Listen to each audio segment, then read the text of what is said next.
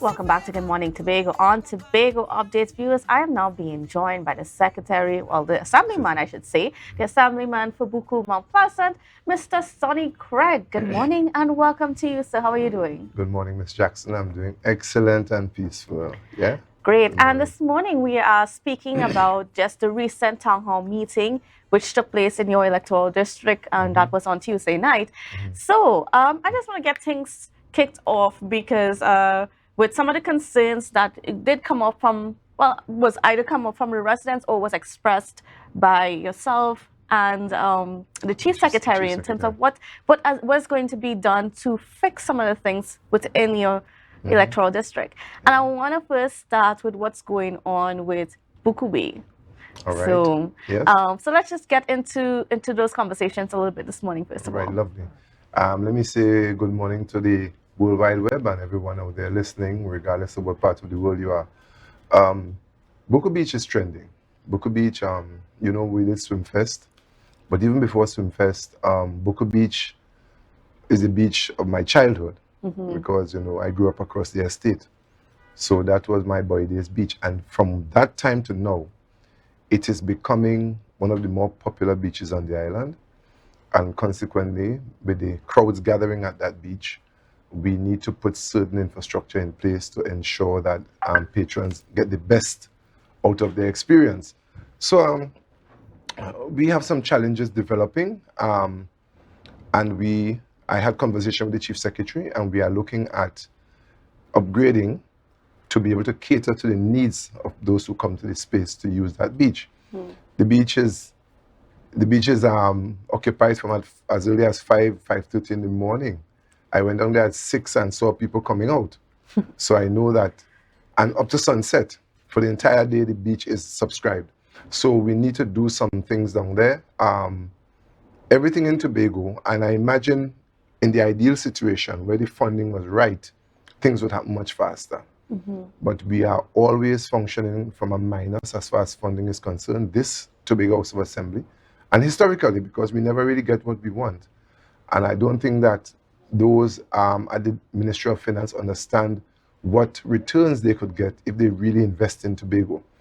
Well, I hope over time that could be solved, and the people of Tobago are studying and observing what's happening, how they are allowing the politics to retard the development of the island. So the beach needs some infrastructure. We need some bathrooms. We need some organization, because there is also the fact that once crowds are developed in an area, persons feel impressed to come and apply their trade, to do vending and so on. And I don't think there's a problem with that, as much as it has to be ordered, it has to be structured, it has to be aesthetically pleasing. So we have some work to do in that regard. Has there been any consultation with the people that are already established there and having them involved in the conversation about how we have the development in such a way that it doesn't negatively impact the environment? Right. So we have not had that consultation as yet. We are still doing some in-house conversations because that problem is very prevalent in swallows, long Pigeon Point. Yes. It's prevalent on no man's land. And I think that we don't want to create a situation where, and you see, we might have heard in not moving immediately, but sometimes when people set themselves a goal and they get into a groove, and this is the way I'm going to make my living, and you upset that, even if they're breaking the law, there is always a negative backlash. So we have to deal with it. It will be dealt with. But we have to ensure that we work within the ambit of the law, and also ensure that these persons' income is preserved. Yes. Yeah? That's the idea. And as you mentioned, no man's land, because that's where I was going to go next. Yes. We're seeing the proliferation of vendors, food vendors. There's all these activities happening there. It's become so popular now, but it's creating a concern. Yes, and of course, the Chief Secretary at the town meeting spoke to that and his intention to visit them. I visited the area and I noticed what's happening. Some of the patrons are actually constituents of mine, and we're having conversation to see how best we could deal with it, because a lot of food is being sold. I don't think there are no washrooms in the space. There's no source of running water, fresh water, and the chief made the comment that should one person one of our guests to our island, suffer as a consequence of consuming something in any of these spaces, of course, the missing ingredient, Yes. the flouting of the law, that would become a big conversation. So we definitely have to move post haste in dealing with that situation. And interestingly enough, I mean, when it's funny how fast that that situation there developed, because you know, just a few years ago there was nothing happening at No Man's Land. I camped there as a teenager, and there was one shed. There was a little shed always there, and if you go there, you'll just see a shed. Yes. you see the 4 columns and the galvanized covering. One of the challenges we have on the island is that business ideas they're not limited, but persons maybe need to tap into their creative juices to see what they could come up with that doesn't necessarily have to be a copycat or something else. So in Buccoo Beach right now, there's a guy who built a floating bar, and I'm still to figure out how that works because I don't know how drinking alcohol and swimming, they don't work together, based on my experience. And the bar is out at sea. I don't know if he's going to bring it to the shore and people buy a drink and go and lie down on the sand, but it's not encouraged from a life-saving perspective. But I must credit him for his innovation, and the idea that he could think this up. It's a well-built, well-structured thing. So the whole idea of vending on the beach, there is room for some creativity. And we need not cluster a small area with all these different configurations to make a dollar. It calls for some thought, it calls for some research. We could be innovative, and of course we must preserve the environment. We must preserve the ambience, the flora, the fauna, and ensure that when persons come, that view and experience they imagined is not lost when they come and they realize that it's something different to what they might have perceived before they left Europe or the United States or wherever before they came to Tobago. Now, I also want to touch on the Buccoo Boardwalk. Yes. There's some plans coming for that. We heard also yesterday, while the THA, the expenses for the THA was evaluated in Parliament, I think there was an allocation set aside just for the expansion of the Buccoo Boardwalk. Is it that what it is? Can you tell us a little bit more about those plans? All right. Well, I didn't hear the conversation. I know from my perspective and from where I operate, the boardwalk was not done with the best material. Of course, excellent idea, fantastic initiative, but the material, after 3 years, I don't think we got value for money with the boardwalk. And it might have been done a bit rush because it was done just before the 2020 elections. And we know culturally that's how the politics used to be. And when I spoke about the roads at the town meeting, I know that sometimes just before elections, historically, the previous administration used to rush to get things done. And we don't want to get tied up in that trap. Yeah? We know eventually everybody would like to see their community looking heavenly with streets of gold and all that good stuff. You know what I'm saying? But although that is a distant dream, right? But we would aim at the ideal. So the boardwalk needs to be redone. I am thinking that we need to maybe import the lumber that stands up to marine conditions. And of course, that most likely will come from Guyana. So it will take some research. One gentleman, a senior in the village, gave me the idea of rebuilding it and doing the railings out of PVC, which is resistant to the weathering and the salt and so on. Worth considering. Man on the ground gives you an idea. It's definitely worth considering. So we have to get it right. We have to get it right. Some of the board on the ground is bending and twisting. Persons are stumbling on it. We really need to move quickly, but we are awaiting allocation before we could really commit to how we're going to spend and what we're going to deal with going forward. So we're just on the edge of getting to that point to really do something. And of course, I have to touch on the fishermen as well, because the fishermen share that area. Yes. And I mean, it's very interesting. Like when you look where the I Love Buccoo sign is, and that's where all the fishermen is. So you have visitors coming there wanting to get their nice photos with the beautiful background and everything like that. But then you're navigating through the fishermen that are there because that's their jetty. the entire Buccoo experience needs to be revisited because in the process of creating what we have, amazingly, people just tap into any available space they could find to make a living. Now, the boats come to the jetty, offload the catch, and from there, the next option is to bring it around through the village, back to the beach house, to have it sliced and diced for sale. And somebody thought it more convenient to do it right there as you come off the boat. And it makes sense, you know, when just the way I said it, you come off the boat, you clean your fish, you sell your fish. However, at some point there was a jetty being built from the place earmarked for cleaning and selling fish. So the boats could come in at that point, take your fish straight to that point and do the said thing. But that jetty began, it was stalled, and it has rotted into the sea. So definitely there might be a case here for us to rebuild a jetty closer to, a small jetty closer to that point. And the existing jetty, we could use it for the reef boat operation. We are looking at extending the jetty also. So we could be able to, because the reef trade is being revived in Buccoo, sorry. We have 4 boats when we had 1 or 2 for a long time. Yes, Mr. Johnson. Mr. Johnson, consistent Mr. Johnson. We have about 4 boats there now, and there are guys who are working on building additional boats. So definitely that fish situation on the jetty will change. It takes some will, it takes some conversation, because same thing with the vending on the beach. Culturally, we get entrenched in a practice, and whether it's good or bad, once we're making $1 from it, we believe it must continue.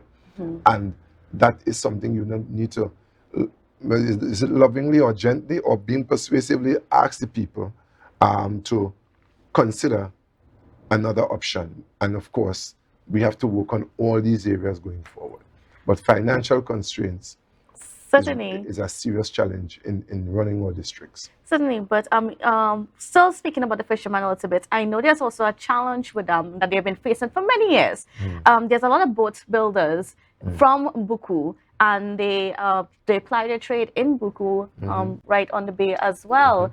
And you know, they have been challenged over the years because you know, I know that there was one time there was a move to remove all the abandoned boats, and that caused some problems, some friction with the fishermen who say they don't have a place really to operate. This is the only place that they have to operate and to build their boats and to do the repairs and so on. Is that being considered in these new plans? Yeah, because the challenge we had, we got all the relic boats moved. They sometimes use the car park space to park their boats and to bring them, because one of the better boat builders on the island, Mr. Gerard, he's right on the beach, as you said. Between Gerard and the gate to the car park, there was a good space that was being used just to store relic boats. At the time of the Commonwealth Youth Games, we thought it prudent to move them. We moved them, we cleared the area. It's a beautiful space now. And we resanded it, and it's a beautiful space. And we are saying that if you know your boat is going to be beached for a considerable length of time, you shouldn't beach it right there. I think there's an option, because look at it this way: Buccoo Beach, the bathing has taken up maybe 90% of the entire Buccoo Beach. Yes. Right? Or maybe 95% to be more correct. And the area reserved that might have been left, which is between Gerard and the actual sluice gate. My listeners might not understand, but bear with me. That area is a short space, and that's the area where they traditionally bring their boats up. Now we have some vendors coming in and want to build shops on those spaces. Oh boy. So those are part of the whole area that we need to correct. And they need to understand, well, listen, you pull up your boat, you get it cleaned, it's dry dock, you pull it up, you get it cleaned, you push it back into the water. We need not crowd the entire space, because that space could be recycled for other boat users. I think there's enough there for them to work with, but we just need to maybe relocate those vendors in those areas and restructure the whole operation. Is that the area that you're thinking about designating for the fishermen? That's what I'm thinking Okay. about, yes. So when if you visit the area, you know there's a gateway Yes. coming out of the car park. From that area, from Gerald, past the gateway down to the sluice gate, we're thinking about just reserving that for the fishermen to pull up their boats. You get them cleaned and so on, and you push them back down. If the boats are no longer seaworthy, move them to the dump. You carry them to a place where you could repair them and so on. If it's extensive repair, that might take a year or 2 years or so. All right, great. Well, we're going to continue with our conversation, but we have to take a quick break first. So, viewers, please don't go anywhere.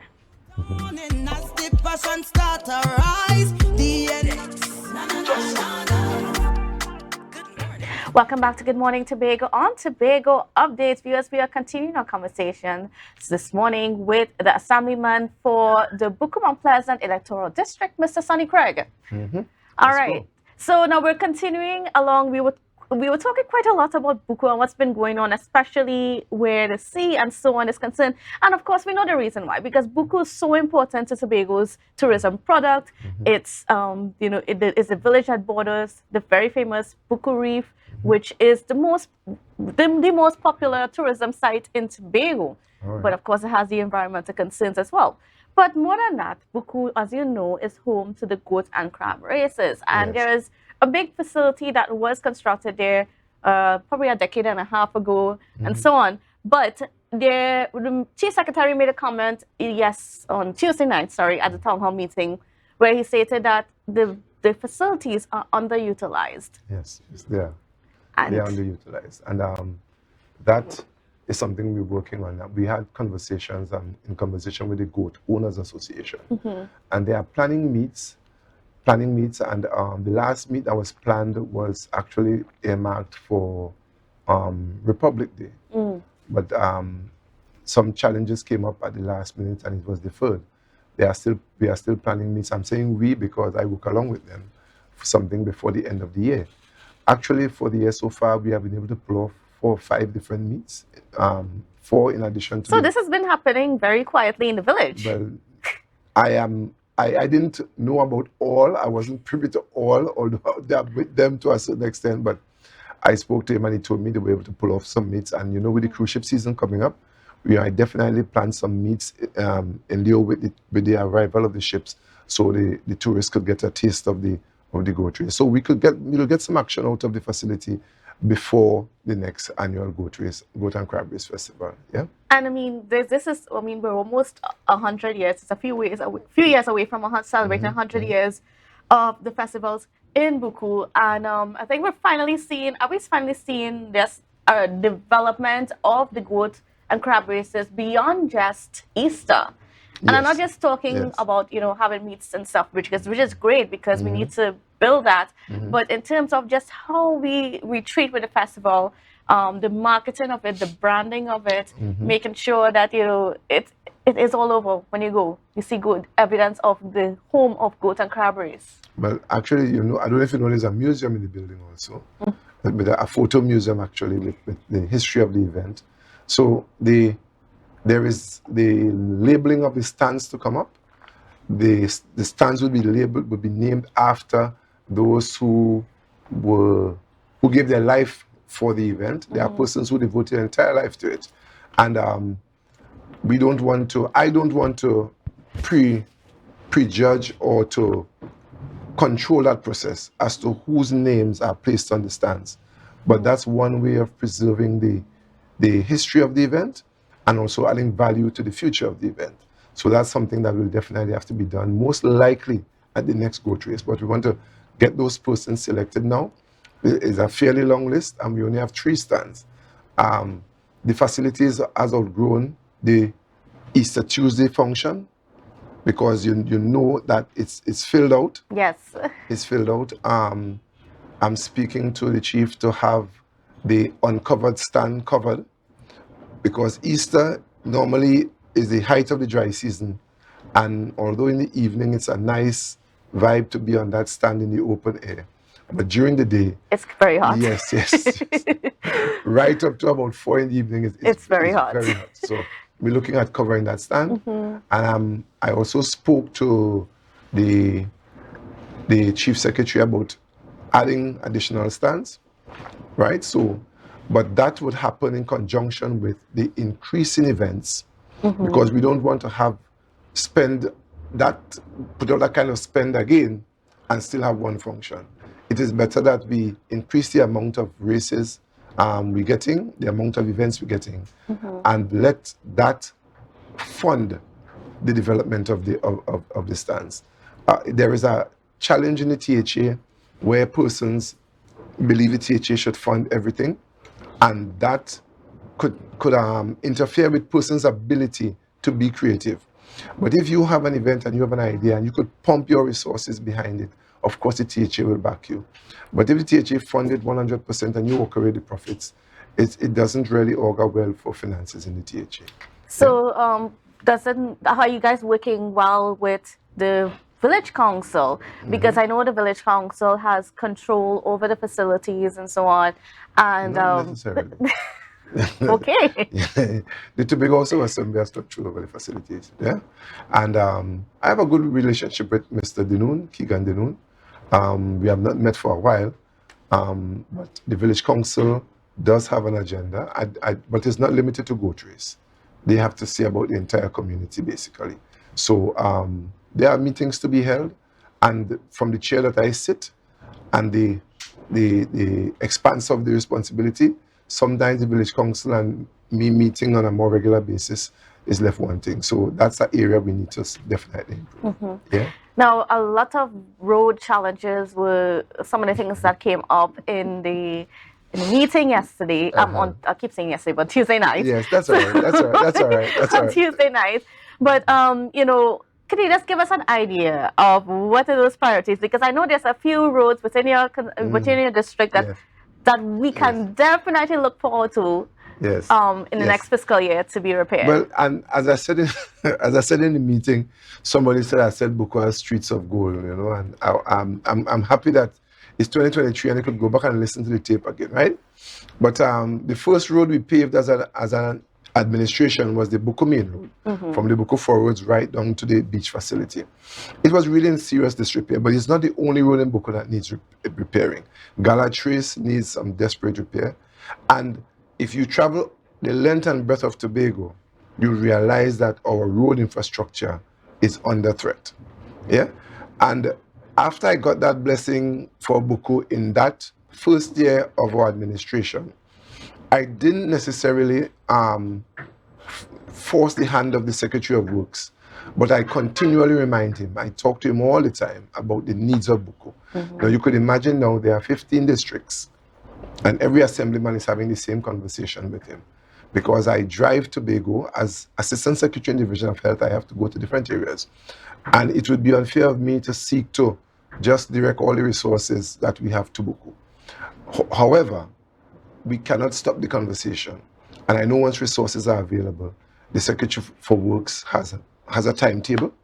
My streets are on his timetable, and he'll have to spread the resources as best as he can. I'm confident, and I'm sure patrons have been able to see some patching going on in different villages.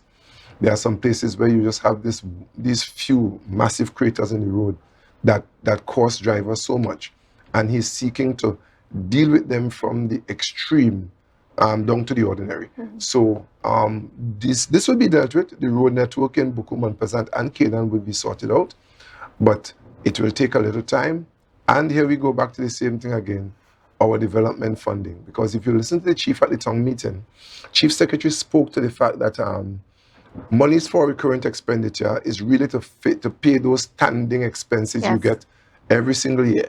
So you hear a piece of money coming to Tobago, normally 90% goes to pay things that we have to pay, rental, salaries, all that. And then the little 10% left, which is about 260 something million this year, that has to go towards building new roads, repairing old roads, drains, every other thing that. So then it limits our ability to be innovative. It limits our ability to do new things. And that is the challenge, and every administration has cried foul. Now, before we go on, because I know we're ready to wrap up. I Already? guess yes, we're ready to wrap up our conversation this morning.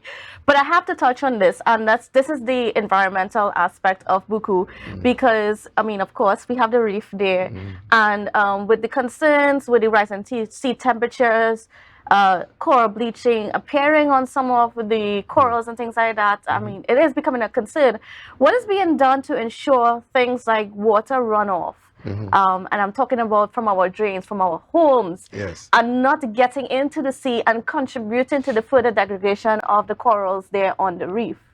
Well, that's not something I could deal with at this time. That has to be an ongoing conversation.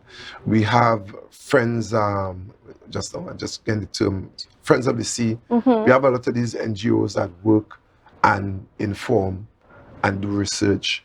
But I'm not definite, that is not one of my priorities right now, although it's a priority for the survival of the reef. Yes. But I cannot speak to it now because I had brief conversations, but nothing in depth to put an action plan in place. A plan has to be put in place because it was, Mr. Leacock was telling me at one point that when you look at the mountain ranges surrounding Buccoo, many of the major villages, not just Buccoo, even Bethel runoff drains into Buccoo. Yes. So that's where the conversation is. We understand the situation, and there's a wide basin of mountain ranges that surround that whole Buccoo, wetlands and all that.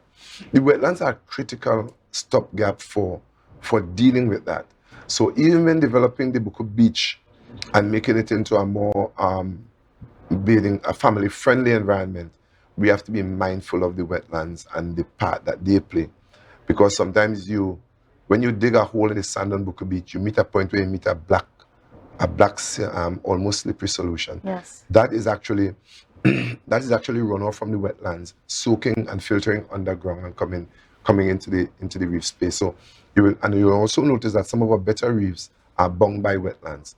So, but a simple thing as bleach runoff from your kitchen sink could kill out the wetlands. Yes. So it's a major concern, and I'm not prepared to deal with it as yet because it has to be dealt with, and maybe the action plan time we could come here and have a sit down, and we could talk about Canaan and Montpezat too, because you told me out of time. Yes. We covered a lot of Buccoo, but that's all right. So that means I have 2 more visits, one for Canaan and one for Montpezat. Well, Buccoo is quite important to Tobago. I know. I'm not going to ever belittle that idea. No? Yeah. All right, I want to thank you so much, Mr. Craig, for being on with us. It was certainly a pleasure. And like I said, we'll have to have you back to finish these conversations. And I want to talk about the streets of gold when I come back. All right. Well, hopefully we have some good streets by the time that you come back. Yeah. We're aiming at streets of gold. Listen to the tape again. Yeah, we're aiming for the ideal. But we'll do the best we could until we get there. All right. Thank you so much. Thank you so much. And viewers, please don't go anywhere. We got quite a lot more coming up for you after the break, so stay with us.